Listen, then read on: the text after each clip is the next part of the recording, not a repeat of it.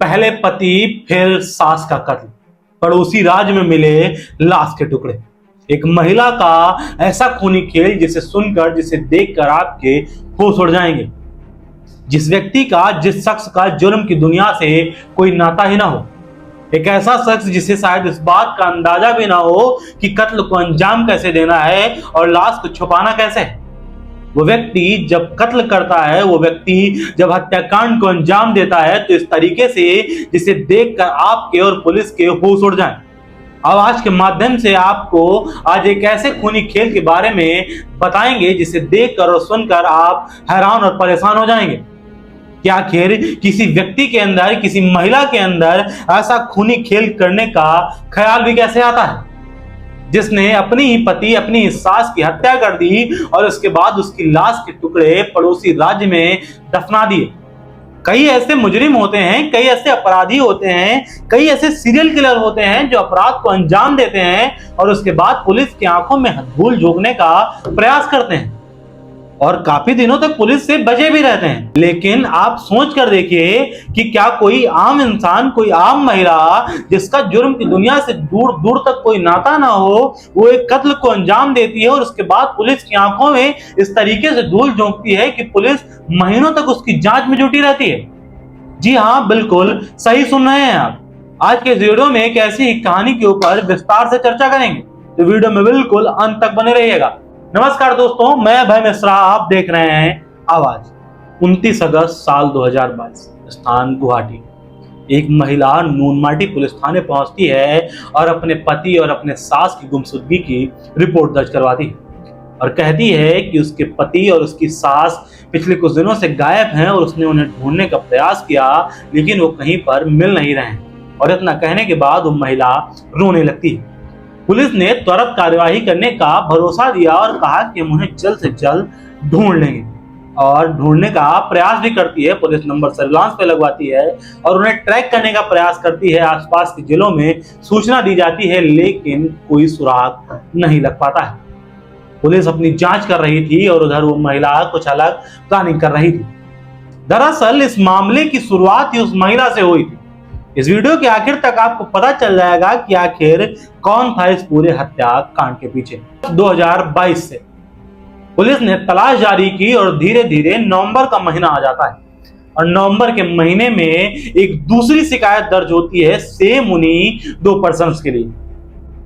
दरअसल जो व्यक्ति गायब हुआ था, उसका कजिन रिपोर्ट दर्ज करवाता है और कहता है कि ये 2 लोग गायब हैं और अभी हाल फिलहाल में उसकी आंटी के बैंक अकाउंट से कुछ पैसे निकाले गए हैं। पुलिस को शक होता है कि जब अगस्त महीने में इनकी गुमशुदगी की रिपोर्ट लिखवाई गई थी, उसके बाद आखिर इनके अकाउंट से पैसे कौन निकाल रहा है। पुलिस ने दोबारा नए सिरे से जांच करी और वो महिला दोबारा फिर से फरवरी में उस थाने पहुंचती है।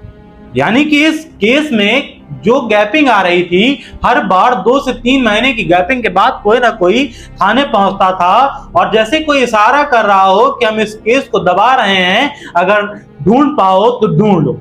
यानी कि पहले अगस्त में वो महिला पहुंचती है जो रिपोर्ट दर्ज कराती है गुमशुदगी की, उसके बाद मामला थम जाता है। नवंबर में उसका कजिन पहुंचता है जो इस बात की जानकारी देता है कि उसकी आंटी से अभी कुछ दिनों पहले पैसे निकाले गए थे। उसके बाद फिर मामला दब जाता है और दोबारा खुलता है फरवरी में। अब पुलिस के पास एक ही मामले की 2 शिकायतें थी, लेकिन दोनों ही शिकायतों में एक फर्क था। नई शिकायत में इस बात का जिक्र था कि जो वंदना नाम की लड़की थी जिसने पहले एफआईआर दर्ज कराई थी, उसी के ऊपर शक जाहिर किया गया था। दरअसल जो शख्स गायब हुआ था, उसके कजिन ने अपनी भाभी के ऊपर शक जाहिर किया था कि जो वंदना नाम की लड़की है जिसने एफआईआर दर्ज करवाई है, उसी ने कुछ ना कुछ किया है। 14 फरवरी 2023 14 फरवरी 2023 को कलिता एक बार फिर पुलिस थाने पहुंची और अपने पति और सास के बारे में पूछताछ की। पुलिस ने उस जांच को जारी होने की बात कहकर उसे वहां से वापस भेज दिया। पुलिस ने कहा कि इस केस की जांच चल रही है, जैसे ही कोई सुराग मिलता है हम तुम्हें बताते हैं। हालांकि अब पुलिस जो वंदना थी इस पर पूरी तरीके से नजर रख रही थी, क्योंकि जो दूसरी शिकायत आई थी, पुलिस को उस बात पर ज्यादा भरोसा हो रहा था क्योंकि अगस्त से लेकर धीरे धीरे फरवरी का महीना आ चुका था और पुलिस के हाथों एक छोटा सा सुराग भी नहीं लगा था, जिससे पुलिस या तो उनकी खोज खबर निकाल सकती या फिर ऐसा कोई क्लू मिलता कि वो इस दुनिया में है या नहीं है। पुलिस सिर्फ जांच और जांच कर रही थी, लेकिन अब पुलिस वंदना के ऊपर नजर रख रही थी और उसका नंबर भी सर्विलांस पर था। पुलिस उसकी लोकेशन डेली ट्रेस कर रही थी। इसी दौरान पुलिस को उसकी गतिविधियों पर शक हुआ। अभी तक उसके कजिन ने शक जाहिर किया था, लेकिन जब पुलिस ने उसकी एक्टिविटी देखी तो उस पर शक हो गया। साल 2023 में वंदना को उसके एक साथी के साथ गुवाहाटी से गिरफ्तार कर लिया गया। गुवाहाटी से गिरफ्तार करने के पीछे जो कहानी है वो आपको आगे वीडियो में पता चल जाएगी। दरअसल गुवाहाटी से गिरफ्तार करने के बाद बारी थी तीसरे किरदार की, जिसे पुलिस ने तिनसुकिया जिले से दबिश देकर गिरफ्तार कर लिया। घटना का जब खुलासा हुआ तो इतनी खौफनाक घटना सामने आई जिसे सुनकर लोग हैरान हो गए कि आखिर कोई इतना निर्दयी कैसे हो सकता है, किसी के दिमाग में इतनी गंदी, इतनी क्रूरता कैसे आ सकती है। दरअसल कुछ सालों पहले अमरज्योति डे और वंदना ने अपने दोनों के परिवार वालों के खिलाफ जाकर शादी की थी। ये रिश्ता कुछ दिनों तक ठीक चला। उसके अमरज्योति की मां थी शंकरी डे। उन्होंने इनके प्यार को अपना लिया और वो इनकी पैसे से भी मदद करती थी। कुछ दिनों तक सब कुछ सही चला और इनकी जो माँ थी, इनकी जो सास थी, वो इनको काफी प्यार करती थी, साथ में रखती थी। लेकिन धीरे धीरे इन दोनों के रिश्ते में बिगड़ाव आने लगा और अमरज्योति और वंदना की आपस में लड़ाई होने लगी। आए दिन झगड़े होते थे, कभी किसी पैसे को लेकर, कभी किसी एक्स्ट्रा मैरिटल अफेयर को लेकर। जिसके बाद जो इसकी सास थी, उन्होंने भी इनसे दूरियां बनाना चालू कर दिया। लेकिन फिर जो वंदना थी, इसने एक जिम में एक ट्रेनर की नौकरी कर ली, क्योंकि परिवार में झगड़े होते रहते थे और इससे बचने के लिए उसने एक जिम में ट्रेनर की नौकरी कर ली और वहां पर काम करने लगी। लेकिन इसने सोचा था कि काम करने से हो सकता है झगड़े सुलझ जाएं, लेकिन काम करने की वजह से झगड़े और बढ़ गए और झगड़े एक दिन इतने बढ़ गए कि इसने एक प्लान बनाया और इतना खूनी प्लान बनाया कि लोग सोच भी नहीं सकते। इसने प्लान बनाया कि क्यों ना अपनी सास और अपने पति को रास्ते से हटा दिया जाए और एक खुशहाल जिंदगी बिताई जाए।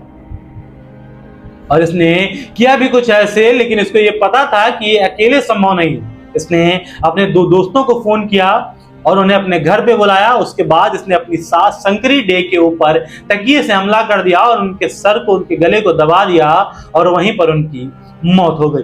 उसके बाद इन लोगों ने उनकी लाश के 3 टुकड़े किए और ले जाकर दूसरे राज्य में फेंक दिया। उसके बाद जब शाम को अमरज्योति घर आता है, वो अपनी माँ के बारे में पूछता है तो कहती है कि वो किसी काम से बाहर गई और फिर अपने पति के साथ उन्हें ढूंढने का झूठा नाटक भी करती है। उसके बाद जब वो नहीं मिलती है, तब तक इसके वो 2 पुराने दोस्त फिर से आ जाते हैं और इसके दिमाग में वही खूनी खेल चल ही रहा था कि कैसे न कैसे अपने पति को भी रास्ते से हटाते हैं। और 17 अगस्त 2022 को इसने अपने उन्हीं 2 दोस्तों के साथ मिलकर अपने पति अमरज्योति डे की भी हत्या कर दी और उसकी लाश के 5 टुकड़े किए और ले जाकर मेघालय के अलग अलग जगहों पर फेंक दिया। और उसके बाद वहां से गुवाहाटी वापस आ गए और गुवाहाटी से फिर ये जाती है पुलिस स्टेशन और दोनों की गुमशुदगी की रिपोर्ट लिखवाती है। और ये केस तकरीबन 1 साल तक पुलिस को गुमराह करती है। पुलिस इसके केस में कंफ्यूज रहती है, किसी भी नतीजे तक नहीं पहुंच पाती। लेकिन जब इसके अमरज्योति के कजिन ने जो सेकंड कंप्लेंट दर्ज करवाई, उसमें यह बताया कि इनकी आंटी के अकाउंट से रुपए निकाले गए हैं, जिसके बाद पुलिस को इसके ऊपर शक हुआ और पुलिस ने वंदना की कॉल डिटेल ट्रेस की। तब पता चला कि असली मास्टरमाइंड तो ये वंदना ही है जो यहाँ पर FIR लिखवाने आई थी। उसके बाद जब शक्ति से पूछताछ की गई तो उन लोगों ने बताया कि उन्होंने उनकी लाश के टुकड़ों को कहां पर डंप किया और वहां पर जाकर पुलिस ने उन लाशों के अवशेष जो भी मिल सका उसे बरामद करने का प्रयास किया। और उसके बाद जब इनसे रीजन पूछा गया तो वंदना ने बताया कि उसके पति का एक्स्ट्रा मैरिटल अफेयर था। वो कई सारी लड़कियों से दोस्ती रखता था, उनके साथ घूमता था, उनको पैसे देता था और हमारी आपस में बन ही नहीं रही थी। इसी के चलते मैंने इस हत्याकांड को अंजाम दिया और मुझे इस हत्या को करने के लिए कोई अफसोस नहीं है, कोई मलाल नहीं है, क्योंकि जो जैसा करता है वो वैसा बढ़ता ही है। आज की कहानी बस इतनी ही। मिलते हैं फिर किसी अगले वीडियो में ऐसी किसी खौफनाक कहानी के साथ। तब तक के लिए धन्यवाद।